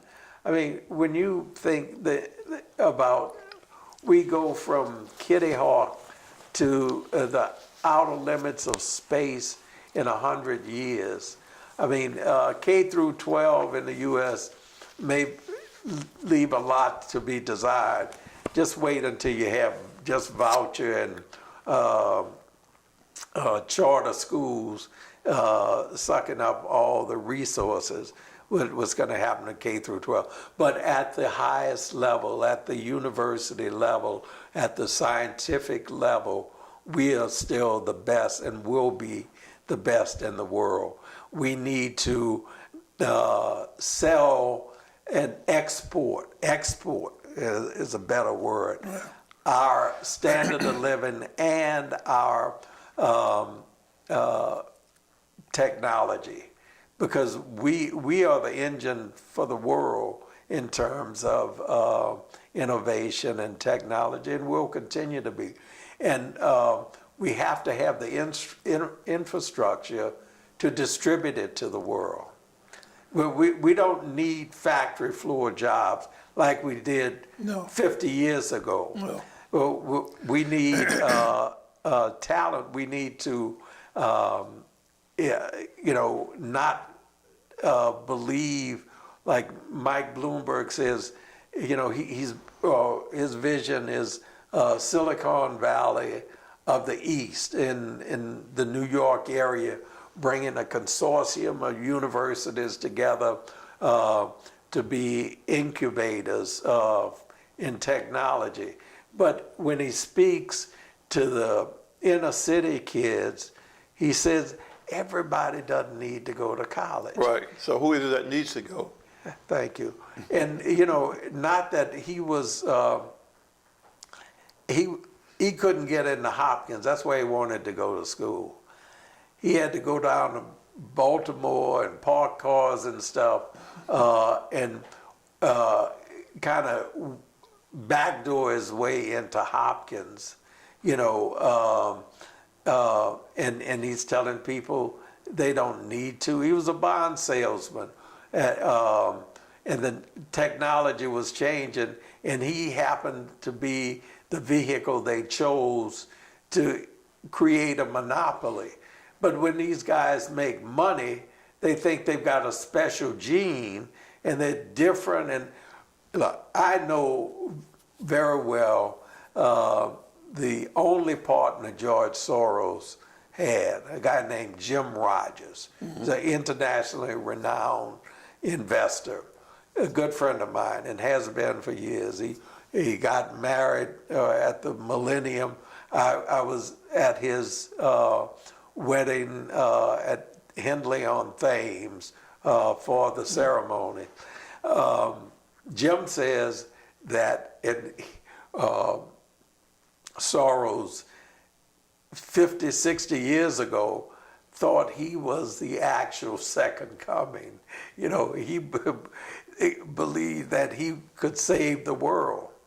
And, you know, he's trying to frame a lot of the world in the way he wants to see it to be. Well, there are a lot of people like that with wealth trying to frame the world into what they think is the ideal community. But they believe that they have a special gene, and that's dangerous. Absolutely.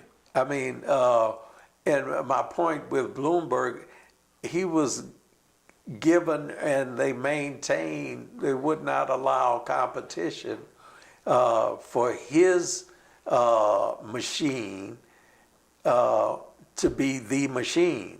So the industry has to use his technology, his machine, not because he is some, excuse me, brilliant innovator. Yeah. But, you know, and those that went along with him, the Merrill Lynch's and the Solomons, and you, in effect, if you did not have a Bloomberg machine, you could not trade on Wall Street. Well, but remember, IBM had that mentality too. And that monopoly eventually was broken.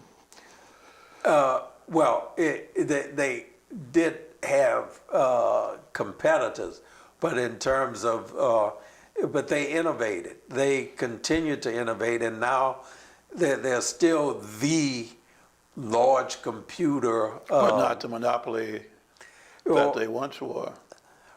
Well, when they were becoming a monopoly, or they were a monopoly, they would not let them develop software. Right. And sell software, and that's how we got Microsoft. Right. And then they over time, competition comes in in a free market. And that's going to happen to Bloomberg and his friends. It will. Over time. Now, it may be slow, but again, it's so slow it doesn't really help a whole generation of many of us. Yeah, but that was what I was going to say, that you know, we want to see change in our lifetime. Yeah. And so Well, we push it. I've seen a lot of change in my lifetime. Well, I mean, it's different from the younger you people are who part haven't of seen that it. Right. change. A You lot are of part younger of people that. haven't seen and probably don't appreciate it that much. Yeah, there's some things I've seen that I never expected when I was coming along. I wonder though about my grandchildren, what kind of changes they will see. They'll be like you, a part of the change. But you know, the thing is, you are remarkable in that you were not looking to be in front. You were not looking to get the credit. Or you just wanted it done. Yeah.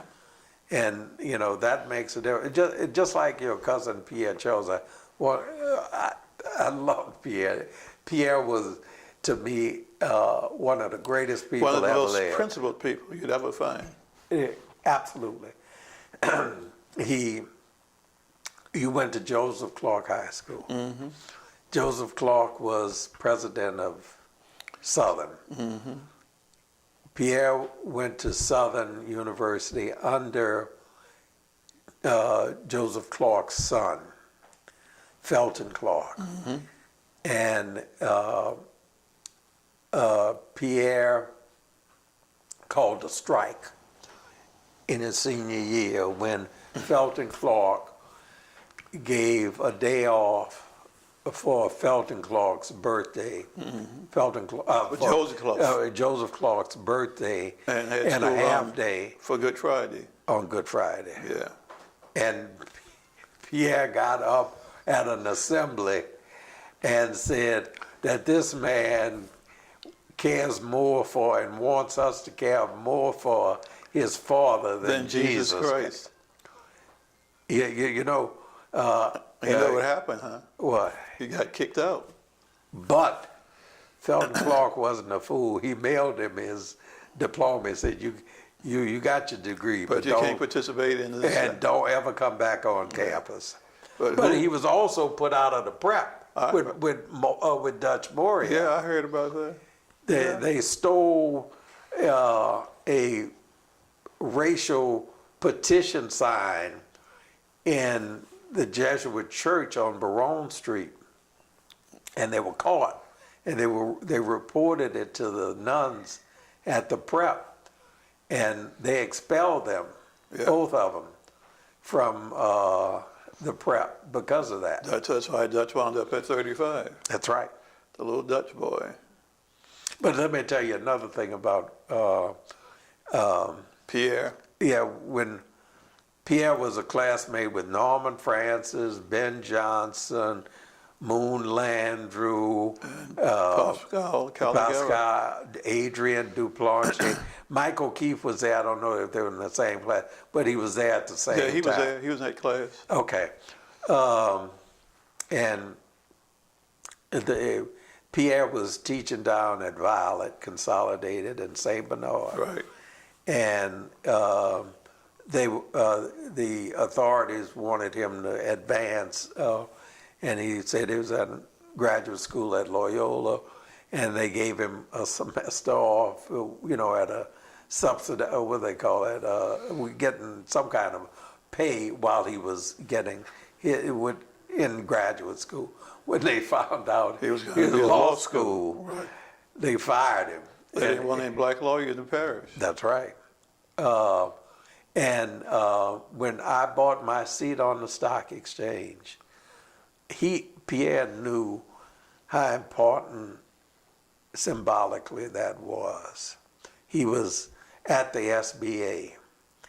The SBA has a provision that I don't know if it's still in the law, but that you cannot get a guarantee from SBA if it deals with the formation and raising of capital.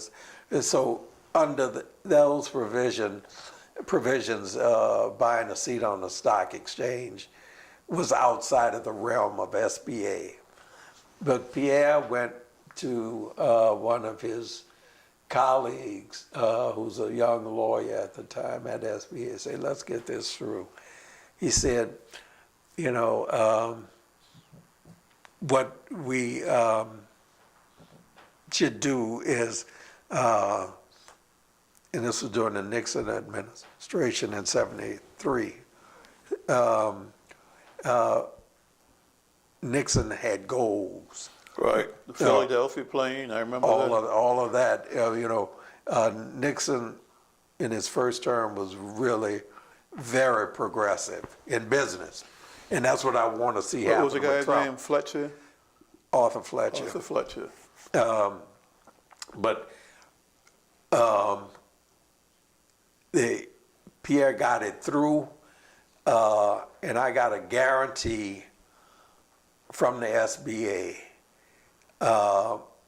Plus, I had my loan from Liberty Bank, the black bank in New Orleans.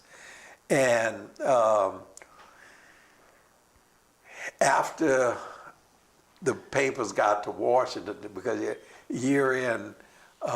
fiscal year end is September 30th. Yeah, this flurry. It just flooded Washington, and if it had been approved on the local level, the district level, it went through, and then they reviewed it, and I get a call from SBA Washington saying there was a mistake.